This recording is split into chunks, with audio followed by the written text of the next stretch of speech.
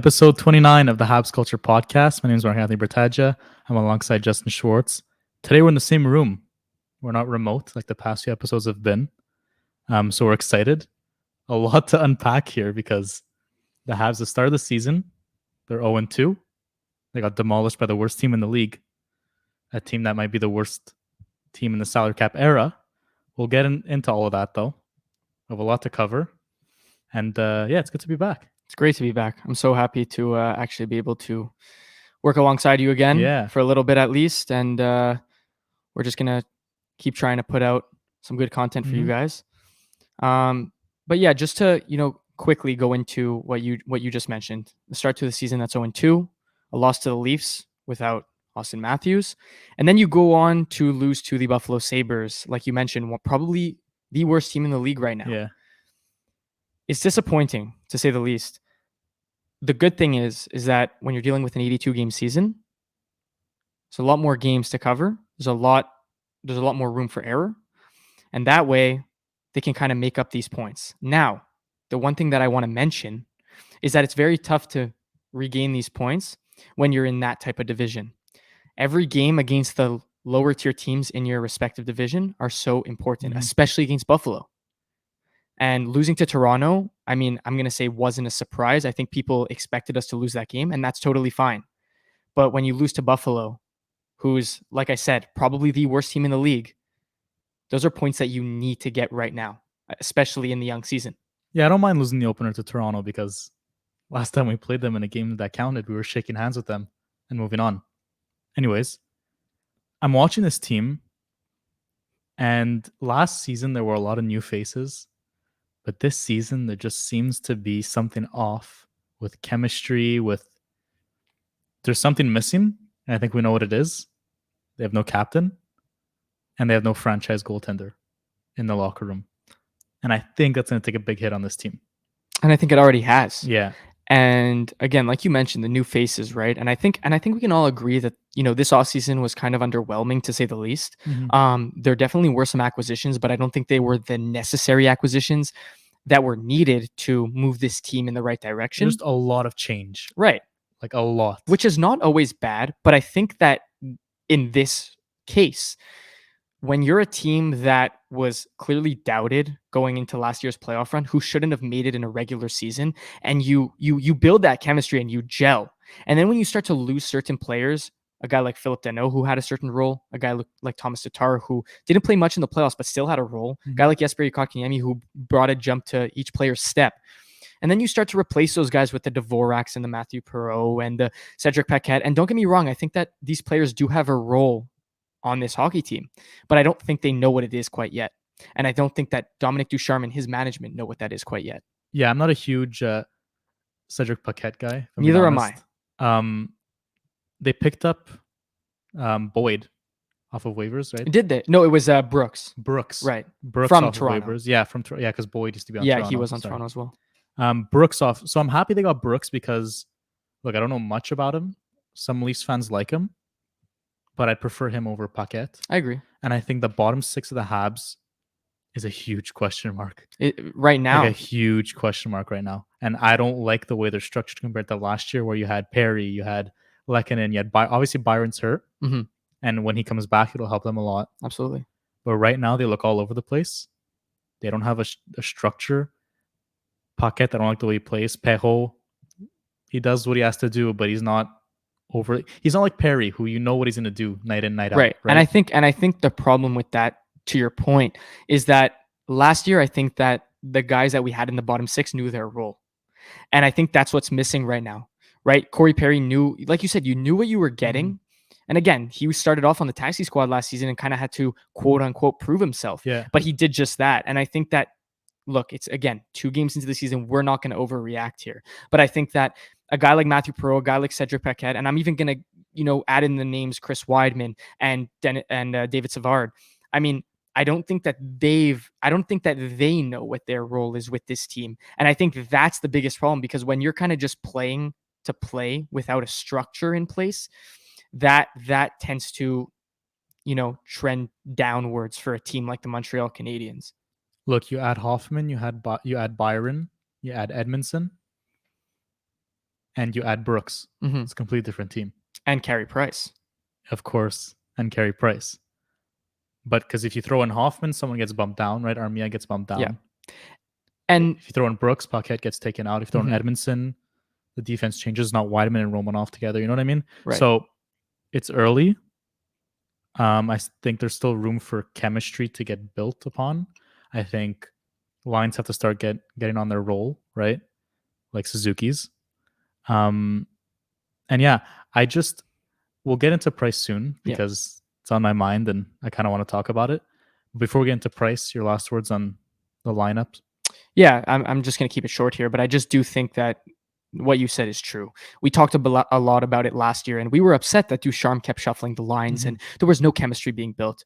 And now we're starting to see some lines kind of form and, I'll say gel. You're looking at Dvorak, Anderson, and Jonathan Drouin. You see some chemistry there. There's always been some chemistry between Suzuki and Caulfield, add in the Toffoli, who doesn't look great right now, but regardless, there's been chemistry before.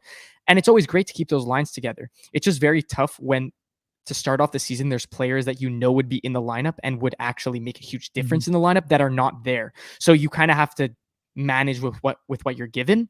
And yeah, just to speak on the point that you made about Armia, he will get bumped down, but he'll also probably lose his spot on the power play. Yeah. And we'll talk about the power play. Special units in general.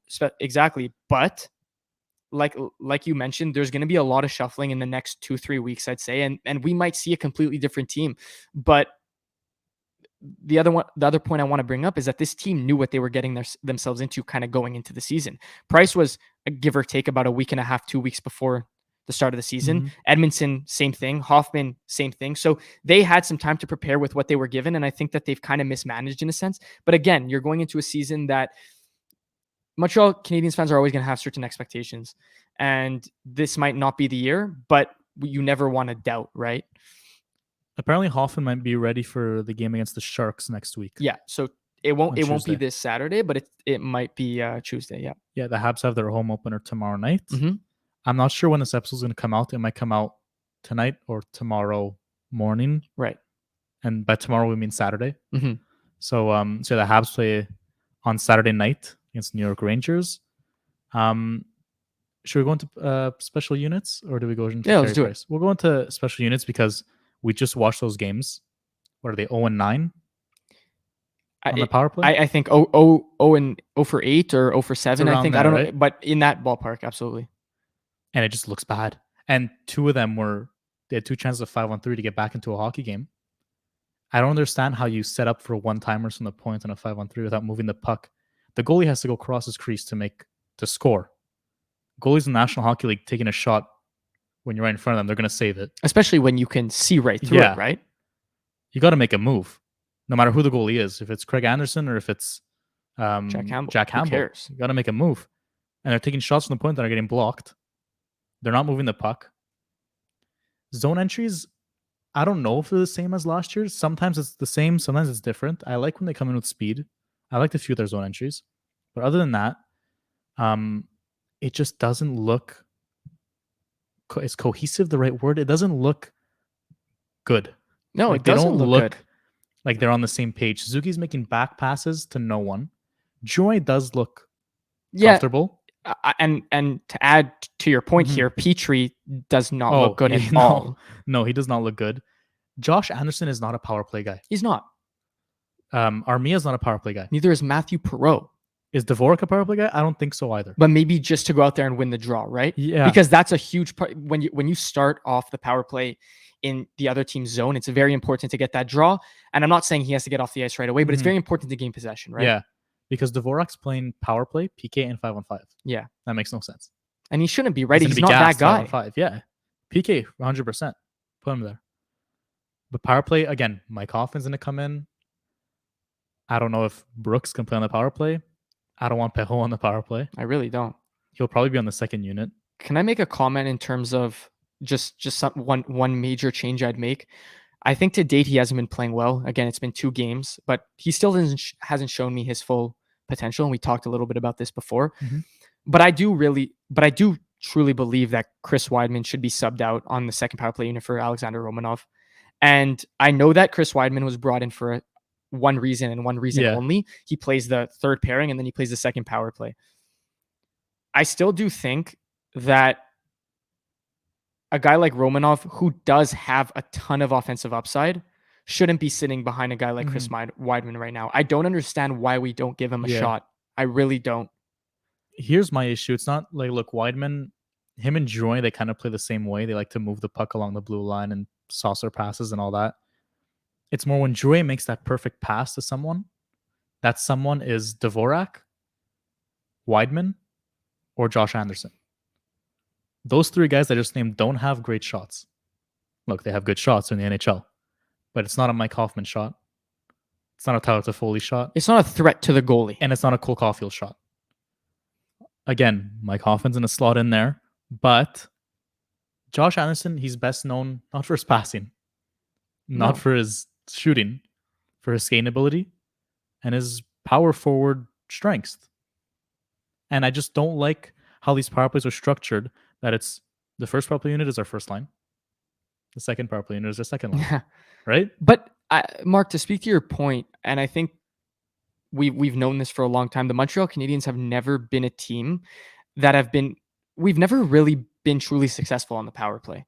We talk about it year after year, and it almost seems to be the same problems that we deal with year after year. And even with a coaching change, it doesn't seem to change. And I think the reason for that being is that we don't. Again, we have our quote unquote power play specialists in Hoffman and Chris Weidman and Drouin, sure, but the thing is that it goes deeper than who you have. It also speaks to the power play coach himself, the strategies. I almost said Joe Burrow. Alex Burrows. Thank you. Imagine if it was Joe Burrow. Yeah, I mean, I don't. Maybe it'd be better. Maybe it'd be 1-8. Yeah, seriously. But with that being said, look, I don't think that there's a ton of creativity right now. I don't think that the puck is being put onto the right person's stick. I think I've seen a couple times now on a 5-on-3, Jeff Petrie taking a slap shot from the point. Don't get me wrong. I think he has a great shot, and I think that he should be using his shot more, but I don't think that's the time and place. No. So with that being said, I think you have to put the puck into the people that can do some damage, right? Onto the stick of people that can do damage. Cole Caulfield, Nick Suzuki in the high slot, Jonathan Drouin. And again, I'll add the likes of Alexander Romanov. And I don't want to be that guy that's going to keep, pushing the issue and forcing the issue. But I do think that, again, we talked about this a few episodes ago when we talked about drafting. We draft these guys for a reason. And if we're going to just let them sit behind a guy like Chris Weidman, who we go out and sign for league minimum, then what's the point? I don't know. Again, it's the start of the season. Yeah, I think we're overreacting a little. There's chemistry issues. It's a team that went to the Stanley Cup Finals. I'm not making excuses. I'd like to see a bit more of the same. A power play is supposed to be repetitive. They go in, they do the same thing every single time. Look at the Capitals. They go in there, they give the puck to the grade 8. And they're successful every single year. Because it's the same thing, and the routine just builds and it gets stronger and stronger. The Habs is always something different. Yeah. There's always a different play. And again, obviously it's good to be a bit different and to change your opposition's thoughts. But at the same time, it's either a power play that they're in the zone for a minute and a half, moving the puck just to the blue line and back to the half wall, or it's a power play where they're just picking up the puck behind Mutombo or Allen because they can't win the face-off, right? Anyways, PK it'll get better. I know it will. With the additions of Byron, once Armia gets back. Can I make a comment if you don't mind? Go ahead if you want to finish that thought. No, the power play, the Habs usually they're good on the power play, and I think it's an improve the more the season goes and the more the system gets enforced for guys like Savard and once Romanov. And, again, it's new for the coaching also. This is Ducharme's first year as a starting out of training camp. So he'll enforce his ways of special units and 5-on-5. And I think the new guys are going to have to adapt. And again, there's a lot of new guys, so everyone's adapting at the same time. So we'll see how it goes. And I just wanted to make a point on the PK. I don't think we've been terrible. I've seen... Well, look, they've given up a few goals against now, which isn't great. And by the numbers, it's not great. But the thing is that I know that this team is actually one of their specialties is PK. and they're good. They have a few quick guys, right? You look at Byron, who's quick down the wing on the PK. You have Jake Evans, who can win the draw. You have Joel Armia, who's strong on the puck. You have a few key pieces that can be great on the PK. The one thing that I wanted to point out that I noticed about the Leafs penalty kill is that they're overly aggressive, and it almost sounds bad, but it's not, because when you don't give a guy any time to do his little Drouin on the half wall or his little Petrie at the point, you can't work with much. And I know overly aggressive might mean you're leaving someone open. I understand that. But the thing is, more times than not, from what I've seen, is that when you are overly aggressive on the penalty kill, you're actually able to make them freak out and lose the puck. And they did it to us. But that should be that should be note-taking for the Habs. Absolutely. That they know that the Leafs are aggressive. So when you're on a 5-on-3, they're still going to, because they were still aggressive on the 5-on-3, move that puck, because that means there's two guys open. Yeah. Right? And that again speaks to, I said it about Julian last year, and I don't want to say it about Ducharme yet. It's been 2 games. Yeah. But it's about making the adjustments to the other team's adjustments. And that is so important as a hockey team, because when you start to figure out and dissect the team's defense or neutral zone plays or even offensive zone plays, you're able to pick up on those a lot quicker and actually capitalize and force them to make mistakes. And the problem is with the Montreal Canadiens right now is that I see them struggling against certain play styles of other teams, and they're not adjusting at all. And again, it's been 2 games. We've said it 3 times already, and I just want to nail that point, because we're not going to sit here and pretend, because for all we know, this coming Saturday, Montreal might win 5-0. They might go 2 for 2 on the power play, and this would be a completely different podcast or episode. But what I'm saying is that I still do see it, and I still do think that teams and management, especially that of the Montreal Canadiens, need to be a little quicker and a little bit more up tempo when it comes to, okay, we see this play style, let's adjust. Yeah, it's early. I just wanted this team to come out hot out of the gate, because it's going to get tough through 82 games. Like, we know it will. But it sucks to start the season with so many injuries, adding on to the fact that there's new faces, a new system that hasn't been there last training camp. Anyways, we'll move on from that, because it's 2 games. We're not going to go crazy. Yesterday, I tweeted on my personal Twitter, or 2 days ago, after the Leafs game. I tweeted something like, I hope the Habs don't lose to Buffalo, because Habs Twitter's going to go crazy, or I don't even want to see what's going to happen to Habs Twitter, right? And obviously they lose 5-1 to the Buffalo Sabres. And I want to make a point to that, because I think I said it before, and I think you're completely right. You look at an 82 game season, especially where you're going to be playing the rest of the league. It's going to happen where you're going to lose games like that. I just feel like in recent history and recent memory, the Montreal Canadiens tend to just lose to bad teams. Yeah, even Detroit. Yeah. And the thing is that when you're in an 82 game season, especially in a division like this one, where every point matters, you cannot be losing to these quote unquote bad teams. Yeah. You can't. No, I agree. And you know what? I want to give credit to the Buffalo Sabres, because right now I think that they played a good hockey game. They did. And you know what? There's a lot of weight off their shoulders right now. The Jack Eichel situation kind of moved a little. They're not moved on from it, but they kind of pushed it to the side. No more Taylor Hall focal point. Rasmus Dahlin's able to play his game. They have guys in Anders Bjork and Asplund who are kind of, making a name for themselves on a team Thompson that looks good.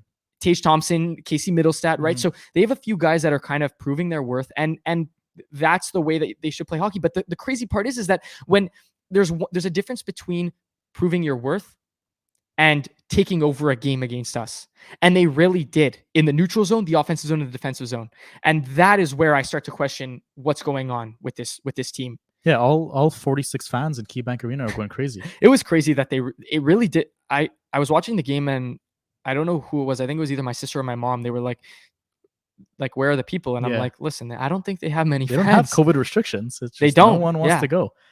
But the thing is, at the end of the game, they were chanting like goodbye and those songs, like taunting us. And at first, obviously, I was like, why are they saying that? We just went to the Stanley Cup Finals. Don't play with us, right? We were losing 5-1. But at the same time, I'm like, you know what? Good for them. Because they're not going to win many.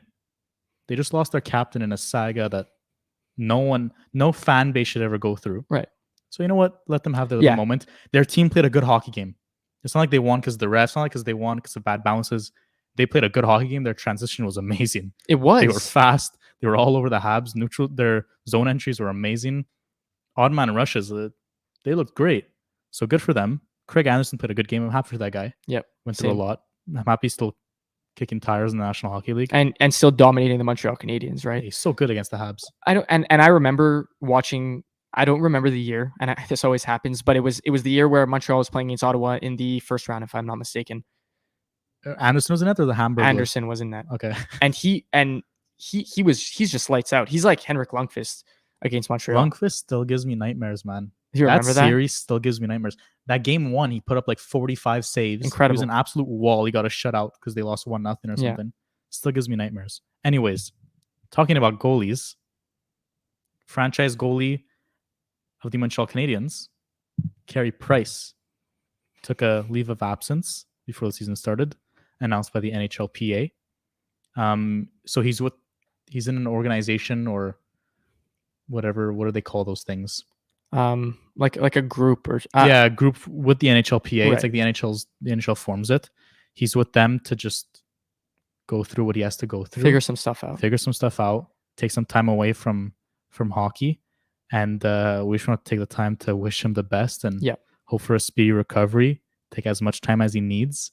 There's more to hockey in this world, and look, we love Carey. I think everyone loves Carey, and it was weird seeing that tweet, because it's someone who so quiet, and you would have never thought, right, that he's suffering from whatever he's suffering from.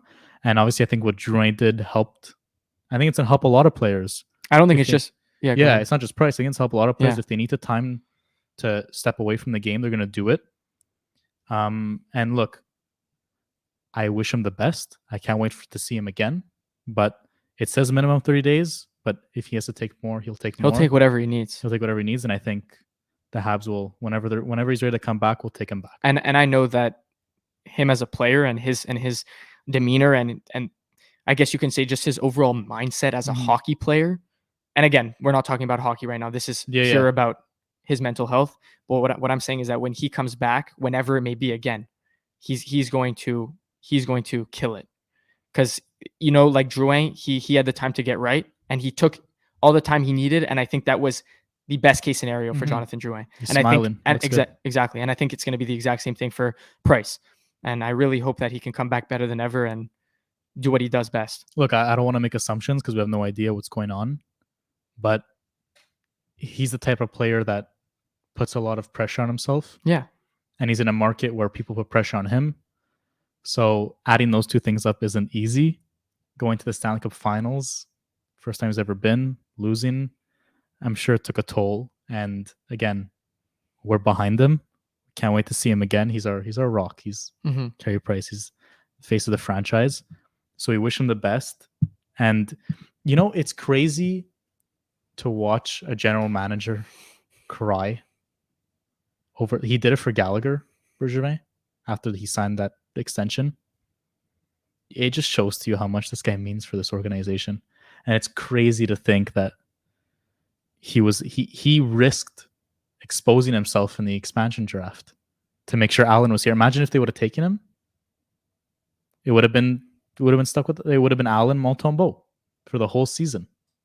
So, shout out to Carey. We wish him the best. Can't wait to see him again. Hope he takes all the time he needs. And yeah, we support him. We love him. Absolutely. But yeah, let's go back to Bergevin quickly, because that press conference, there was something that was said that kind of went under the rug because of everything that was spoken about in the press conference. He's only negotiating about his contract after the season. Seems pretty risky to me. I don't know. I personally, do I think he's going to be the GM next year? No, because you don't do that, right? Unless something out of the blue happens, like winning the Stanley Cup. I just don't see him staying, because Pierre LeBrun said that I think it was Pierre LeBrun. He was thinking of leaving, then they made it to the Stanley Cup Finals, and it rejuvenated him.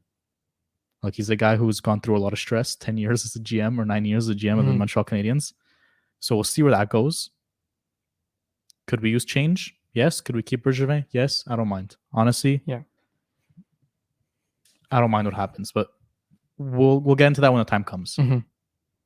Anyways, more news, LTIR news.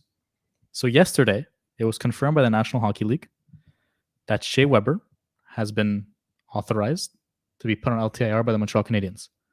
So his cap hit, which is great news for the Habs, won't be put towards the overall cap hit of the team, which is 82.5 or whatever. Same thing with Paul Byron. He was put on LTIR. Carey Price, I'm really not sure if he was put on LTIR. I don't know how it works. Yeah, I don't know how that works either. I don't know if it's 10.5 hits or not. Anyways, Weber's is 7 whatever, and then Byron's is 3.4. So that's a lot of cap it, and that's going to give room for Hoffman to come back in. Even Byron, when he comes back in, will leave a lot of room, so that's good. And Sami Niku should be back. That was the other news. I have a question for you. Yeah, go on ahead. that. On Sami Niku? Yeah. Yeah. Do you think he'll get a shot in the lineup? Oh, definitely. I Okay, think it's good. going to be him and Weidman in and out.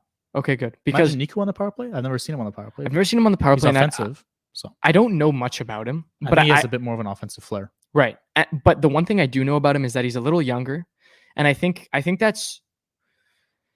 I want to say I think that's what the Habs lineup needs, and I'm not saying that we have an old lineup, like we don't have a bunch of like 30-year-olds on our top line. Yeah, but Capitals. Right, but the thing is that I think that we need like a fresh start, because that's what Sami Niku needs too, and he didn't really get a shot in Winnipeg, and I mean he was drafted fairly high, so you got to give a guy like him a shot, and I think that he definitely deserves it, especially in a decor that we have right now that is very, very thin.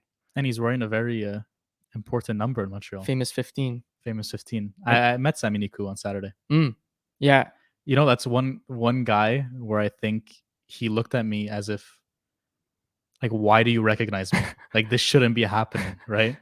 Maybe he didn't want to be recognized. Yeah, I don't know. I just yelled his name, and I took a picture with him. I don't know if he wanted to take a picture. He kind of just smiled, and we took the picture, so I guess he wanted to. Where's he from? He's Finnish, right? He's Finnish. Okay. Like, he was kind of like, Sami Niku, hey, can I take a picture? And he didn't know what else to say, right? Kind of shocked. That's too funny. Anyways. But yeah, I definitely think that he deserves a shot, especially with this decor that seems to be, again, through 2 games, struggling. And I mean, we'll see what happens. But I'm also genuinely curious to see what happens with a full lineup. And I can't wait. By full lineup, I mean you get Paul Byron back, you get Joel Edmondson back. We'll wait on Carey Price here, Mike Hoffman, and I'll include the likes of Sami Niku here. So with that being said, I think those 5 players make a huge difference when dealing with a lineup that seems to be struggling to get anything going at both ends of the ice.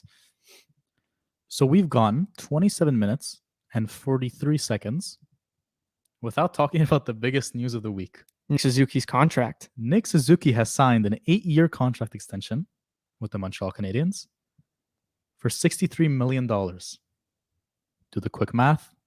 It's 7.875. That's some pretty quick math by you. Yeah, because I'm not looking at it right now on an article. Yeah, so 7.875, which I love. Can't even complain. I won't even complain about it now. I won't complain about it in 5 years. I won't complain about it in 8 years because he's a number 1 center. Yeah, absolutely. People who were complaining on Twitter saying he's never played 82 games. You know how long we've waited for a number 1 center in Montreal? And now you're hesitant to sign him. We tried to draft one at 3rd overall, and he just walked. Right. Got stolen. And now we have the possibility to sign one long term. What are you going to say? No, it's a bit too pricey. Yeah. We're going to wait another 10 years. I agree. Like, anyways. And just to butt in here, I think the people that are saying, you know, it's an overpay, again, like the things that you were mentioning before that you saw on Twitter, I think that's all BS. I think it's BS. Yeah. And you look at a player like Nick Suzuki, and if you genuinely watch the Montreal Canadiens night in and night out, you know how valuable this player is to this team. And you know how valuable he'd be to any team. And with that being said, I think that because he's so valuable to the Montreal Canadiens, where he's our 1C, and then you have Dvorak, and then Jake Evans, and then let's just say Paquette / Brooks there, you need that one guy that can hold down the fort. And you know what? Maybe he's never put up great totals in terms of numbers wise. The thing is, what he does not only on the offensive side of the ice, but on the defensive side of the ice, where he's able to play PK, power play, 4-on-4, 5-on-5, 3-on-3, whatever you want, so valuable. And I think that in 2 years from now, the people that were making the comments about too pricey are going to be looking back and saying, "What a steal!" And especially, sorry, I saw you want to say something here. Especially where right now we're in a flat cap. Yeah. The cap is going to go gonna up, go and up, he's going to exactly. ask for more money. He would have asked for more money. If they waited a year, the Habs, he would have asked for a lot more. I think he would have asked for closer to 9. Yeah. I really do. 8.75. I could have seen it. People don't understand that contracts for a player aren't just, let's just look at his statistics and give him money. And that's a problem. There's a connection between the player and the organization and how they fit, right? You have a bond with that player. Mhm. He's your player. Charlie McAvoy got what, $9.5 million per year for Yeah. the next 8 or whatever it was. And it's because they drafted him, they built him. Barkov, they drafted him. He's their guy. He's their captain. Brady Tkachuk. They drafted him. Maybe they could have gone for cheaper, but he's their guy. Right. They want him on the team. And you're willing to spend up a little bit to make sure that Exactly. these guys stay and become or stay the staple of your team, right? Carey Price got that contract because he deserved it and because of what he did for this organization. You're not just going to go out and get another goalie for a bargain. Oh, just because it's cheaper. But then he doesn't fit your model. Right. He's not that guy. People don't understand that. Yeah. You have to, this is your core. You got to keep it. And I think what people also don't understand is that contracts are not necessarily, like you mentioned, they're not made or created or signed solely based off of the previous numbers that have been, because correct me if I'm wrong here, I don't think Suzuki's ever put up more than 55 points. I don't know what his totals are. Yeah. I don't think so though. And I don't want to be too premature here, but I don't, if you don't mind checking, please. But with that being said, and I'm just going to make the assumption that he never has, then you can tell yourself, absolutely, why would he be worth 7.88, whatever it is? But the thing is that when you're getting paid that much money, not only based off your previous numbers, but for what you will offer to this organization for the years to come, then people will tell me, good contract. And they'll sit here and contemplate what they said previously. Yeah, he put 41 back-to-back seasons. Okay. And I don't think that's bad at all, but if you were to tell me right now, would he be deserving of a 1-year $7.8 million contract? I would tell you probably not. Mm-hmm. But I think that the reason that Montreal Canadiens were so willing to make this deal was because they know that Nick Suzuki in 2, 3, 4, 5, 6 years, when he hits his prime, he's going to be returning his value on that offer. 100%. 100%. And I think that's how contracts are made. And that's why I think that when people say, oh, what a terrible contract. Right now, he's never put up this many points and he's never exceeded his expectations, this, that, the other. That's why that's why there's something called term. Yeah. That's why people sign 8-year contracts or 6-year contracts, because there is that gap or room for improvement. And it just proves that the organization trusts the player. Yeah. Right? Like, you don't sign Charlie McAvoy to an 8-year, $9.5 million contract if you don't believe that in 3 or 4 years or 5 years, he's going to be that solidified number 1 guy or maybe top 5 defender in the league and return his value. Yeah, 100%. Yeah. And don't get me wrong, there are contracts that have been mismanaged or have been maybe too impulsive in terms of Jeff Skinner or maybe the Erik Karlsson contract or the Brent Burns contract, whatever. I can go on and on about bad contracts. But the thing is that you have to realize that in the moment when these contracts are made, they're not made just based off of previous play. They're based off of what they will potentially offer going forward. And he's our number 1 center for years to come. You got to lock that up. No matter look, in 5 years, having your number 1 center at 7.875, that's a good contract. Especially if the cap's going to go up compared to Toronto Maple Leafs over here that have 2 centers at $10 million. And they have TikTok on their helmet. Shout out to TikTok. Why would you look, TikTok, I'm sure they paid a lot for that sponsor. Well, Cake, I want to make a comment here because you want to hear something funny? I saw that they became the most valued franchise in the NHL right now. They just surpassed the Rangers. Toronto. Yeah. Yeah. Something leads me to believe that advertisement with TikTok had something to do with it. I don't know why. All of a sudden. Because why would you choose that on your helmet? I think paying the big bucks. I think it's embarrassing. Well, look, an embarrassing sponsor for an embarrassing franchise. It goes hand in hand. Yeah, there you go. They stink. They really need Austin Matthews right now, though. You can tell that they're a little flat out there. I was watching that game and just seeing all the Leafs fans all excited and on Twitter talking their whatever they have to say about the Leafs, and it must be so annoying and frustrating to watch that team and be a fan of that team, thinking that things are better because they're not. Their team's worse than last year. Yeah, you beat us they beat the Habs game 1. Whoop-de-doo. They just lost to the Sens. I don't know. I don't like this team. And Arizona has been preparing for 2 years now to give Austin Matthews the biggest contract in the National Hockey League because they're going to give it to him. The Arizona Coyotes have, I think, 2 players that are signed long term. That's it. I want to name them, but I don't know if I could. I think it's Keller and Chikrin. Okay, that's. I was going to say. I was actually going to say that. That's off the top of my head, though. Yeah. The rest, Dvorak, gone. Maybe I don't know how much Kessel has. Maybe it's Kessel. It could be. I don't know, but I feel like his contract is coming to an end as well. I think John Merson's gone. They shipped out a bunch of guys, making room for not only to win some draft lotteries in the next 2 years, but to give Austin Matthews the biggest contract in the National Hockey League. Yeah. Because they tried to offer sheet him, but Dubas signed him right before that deadline. And it would have been the biggest offer sheet ever, apparently. Mm-hmm. I think he's going to go to Arizona. I'm sorry, Leafs fans. No, I think he will too. Especially if they don't make it past the first round this year. Oh, can you imagine, though? I don't want to talk about this. I really hope they do. Oh, my God. You really hope they do make it past the first round? I really hope they don't. I could just, oh, my God. I was watching the Habs game or the the opener against Toronto, and the broadcaster's voice, both of them, when they had to show the replay of the Habs beating Toronto in Game 7 or whatever, their voice, they were just so depressed, and it put the biggest smile on my face because those guys are so annoying. Yeah. I'm sorry, Sportsnet, but those guys are so biased. Well, yeah, they're based out of Toronto, right? Yeah, they're based out of Toronto. It's a simple play, and let's say like Nylander misses the net by like half an inch. They'll say half an inch closer, and Nylander puts that top shelf. Yeah. If Suzuki misses by half an inch, he missed that well off the mark. But Jack Campbell was probably, no, I mean? You really don't have to convince me. I think we're both on the same page here. Anyways, and I also thought it was equally as funny to see you would think the complete opposite, but a very calm Leafs crowd. Well, I couldn't hear them. That opening ceremony was so sad. I couldn't hear anything. Could you? I don't know about you, but it was so sad. But I was watching again. I don't know who. Looked like a Pee-wee tournament.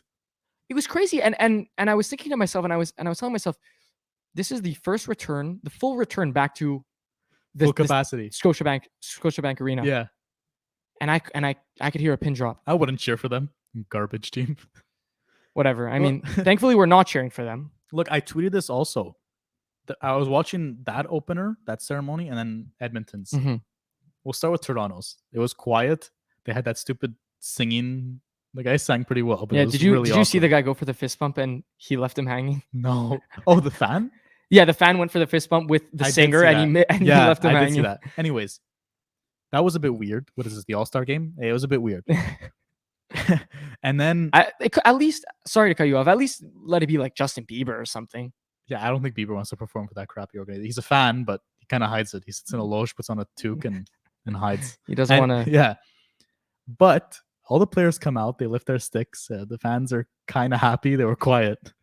Then Tavares comes out. This is a guy who unfortunately got left the series because of a horrible incident. Mm-hmm. Everyone in the National Hockey League should be back that he's skating and healthy and still playing. You better stand up for that guy. He's your captain. This guy even took an extra lap. He almost went to the goalie crease. Really? You didn't see? No. He has a stick up. Those who are watching on YouTube can see what I'm doing. He had a stick up for a solid 45 seconds. And he took a huge lap, just a detour, just to get back to the blue line. But it's silent. No one, the pajama boy is getting no cheers. Anyways. Poor guy. And I watched Edmonton's. Even worse. They're standing around the center ice circle. I saw that. Zach Hyman.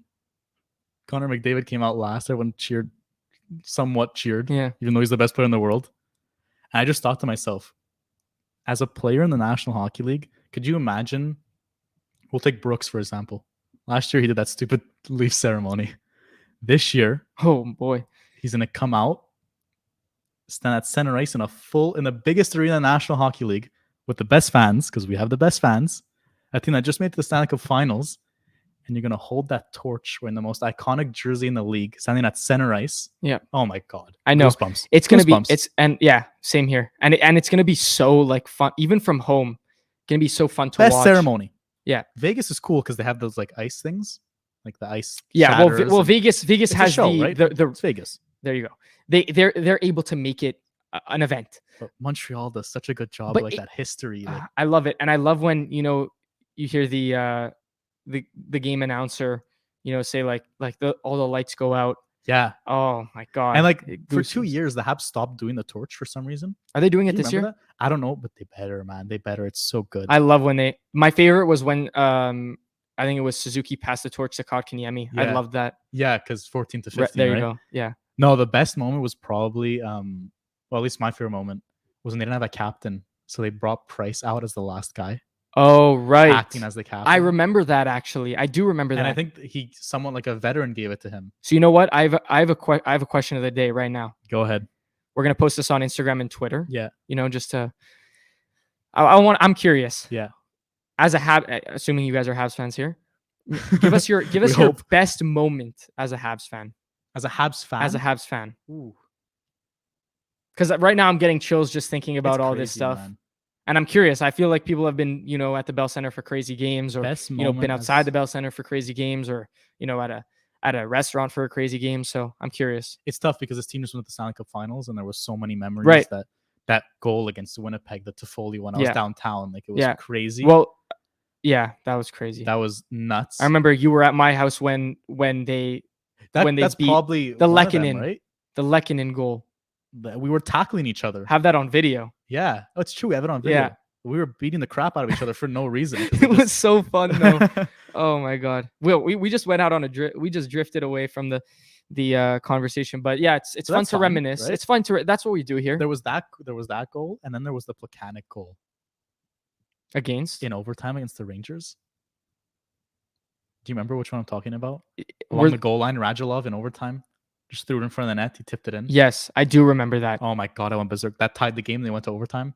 Right. And And then Radulov won Radulov in won. I was overtime? there. Yeah, I was exactly. You were there. right? Yeah. I was Oh my god, I was going crazy. that was crazy. Yeah. Nuts.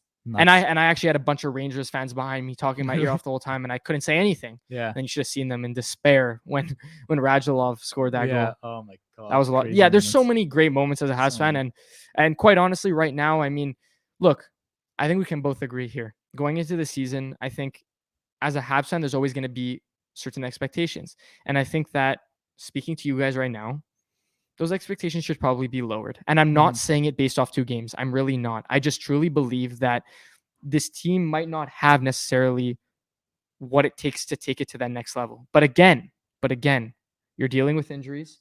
You're dealing with injuries, and you're not necessarily capable of doing all that much when you're missing 5 key guys in this lineup. Yeah.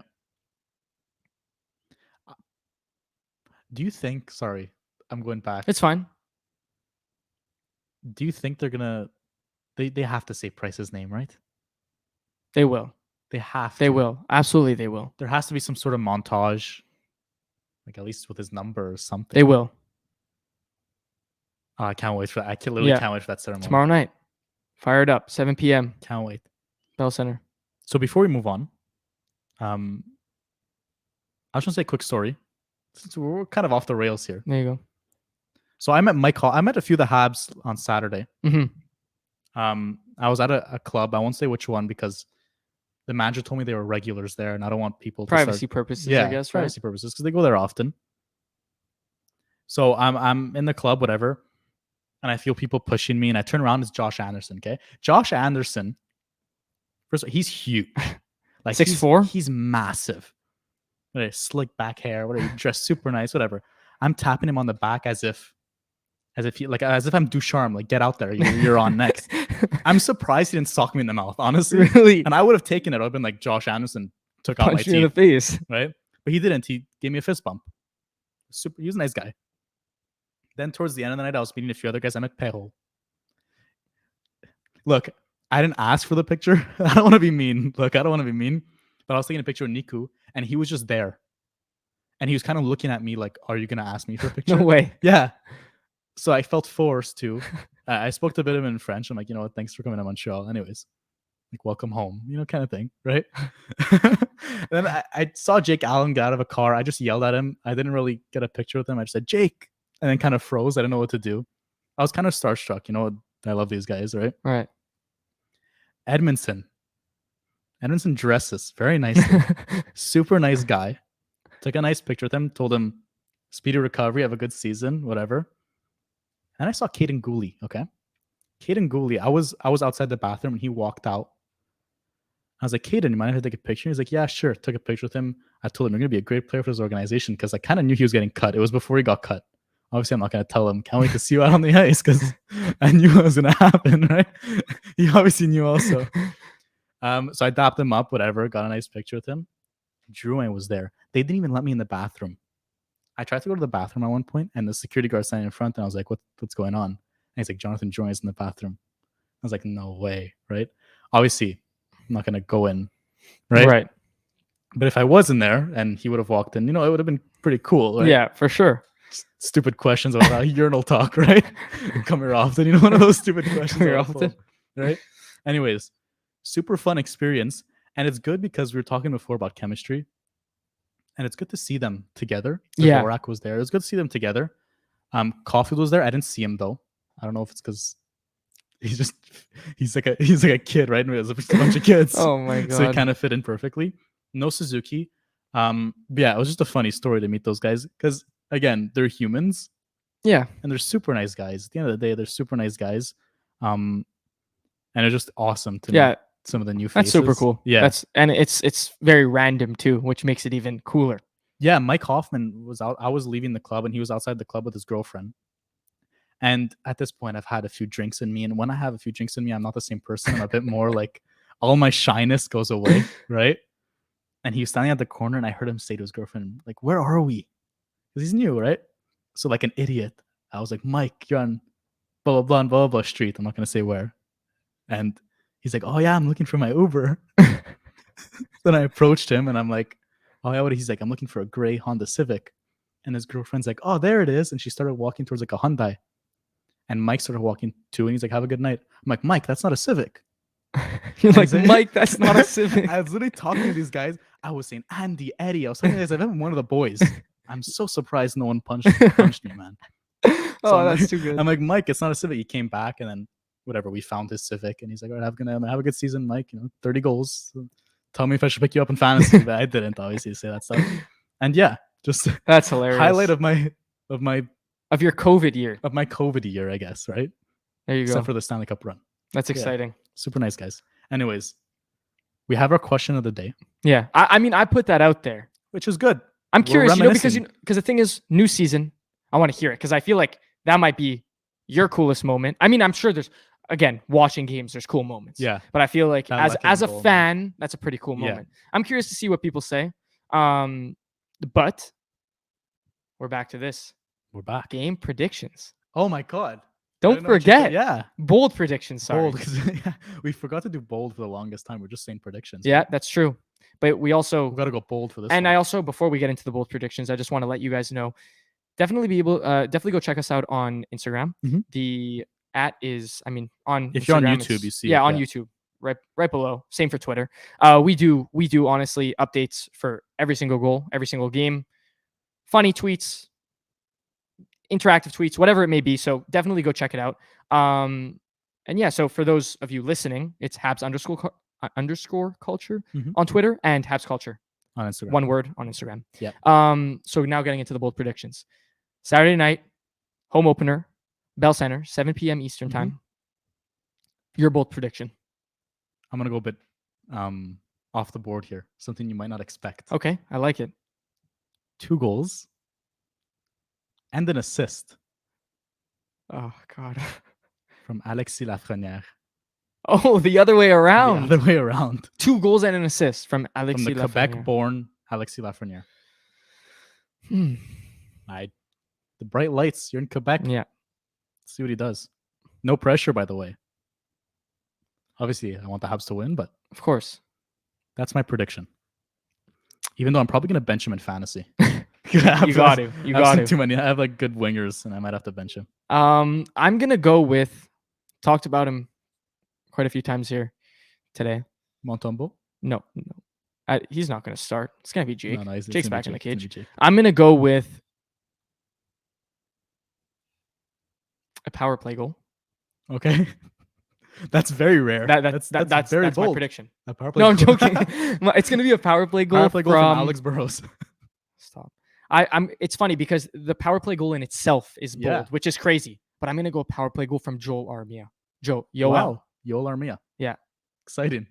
So exciting. Such a good shot, man. He really does. It's a really good shot. And he actually had one that like missed just by I don't want to pull a Sportsnet Leafs here, but he did miss by a little bit, but it was like a wicked shot. I was like, holy cow, where'd this come from? Maybe he should be in the running for Rocky Richard. Yeah, maybe. Him, Matthews, and Ovi. Sportsnet posted like a graphic. Who's gonna win the Rocky Richard and didn't put Ovi in the graphic? Are you kidding? They put That's Matthews, disrespectful. Pasternak. Like the trophy should be called the Alexander Ovechkin Trophy if there was no Richard. And I think that is very disrespectful. You're very disrespectful. Anyway, before we end it off, sorry. Yeah, go ahead. Because I promised one of my friends. He was telling me. Oh. Yeah, he was telling me. He's like, you guys never talk about Gallagher. So before we end it off, we're gonna end it off on a Gallagher appreciation minute or so. Yeah, whatever, how long it takes. I'm good with it. Because we love Brendan Gallagher, and the reason why we don't talk about him a lot is because he does his job night in and night out. And we don't. And the thing is, there's never no need. anything bad to say. And there's a lot of good to say, but it's just because it's expected at and this it's point. so consistent. Like we know what's gonna. Yeah. What Brendan Gallagher is. And I was talking to you, Mark, before, and I said I really do think up to date he's been our most consistent forward this season. Again, 2 games in, but I do think that he continues to do his job. And he's, if I'm not mistaken, 31 years old now. 29, 31. I don't know where his hair is getting there. Do you see when his helmet was off and he had a bald spot in the middle? Yeah, it's receding. It was too funny, guy, man. But you know what? The thing is that he looks good buzz though. Sorry, he's probably gonna look good if he buzzes it. Yeah, I've seen him do it before. I have a picture with him buzzed. Oh really? Yeah, I'll show it to you after. We will post it on Instagram. But no, but great guy. But the thing is that he does his job, and we never have to worry about him, and we never have to talk about him. You know who's kind of becoming that type of player? Jake Evans. Yeah, you don't need to talk about him. Yeah, because he just does his job, and it's nice. And as people who talk about this team and give them a hard time, it's nice to have those few guys that you can always just depend on and never have to, I'll say, talk badly about or give criticism to. And he's not flashy. He just does his job. I mean, the guy doesn't have hands anymore. Every finger's broken. Every hand is broken. Look, he's a warrior. He's a warrior. He does his job, and that's what we appreciate so much about him. So Gallagher Appreciation Minute. There you go. And on that note, we thank you so much for joining us. And we'll catch you next week. Have a good one, guys.